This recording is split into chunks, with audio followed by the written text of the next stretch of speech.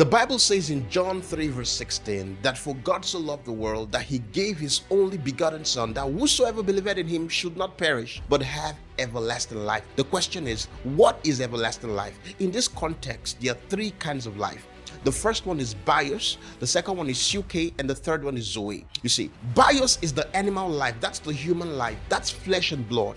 Bios, that's where you got biology, stuff like that. The next is suke, that's the soulish life, the thinking processes, the thinking faculty. That's why humans can think. That's a life on its own, but that's not the life that saved us. That's not the life we received when we got born again. The life we received when we got born again is called zoe. That's the God kind of life. You see, when an animal gives birth, when a lion gives birth, it gives birth to a lion, a cub, a lion cub. When a goat gives birth, it gives birth to a kid. When a dog gives birth, it gives birth to a puppy. But when God gives birth, he gives birth to a God just like him. You see, but then you see, these things cannot work. You cannot be this God conscious if you do not understand these things, because you might be born again and yet still go through all the tragedy of lives, all the negativisms of life, all the wrong things of life can still happen to you.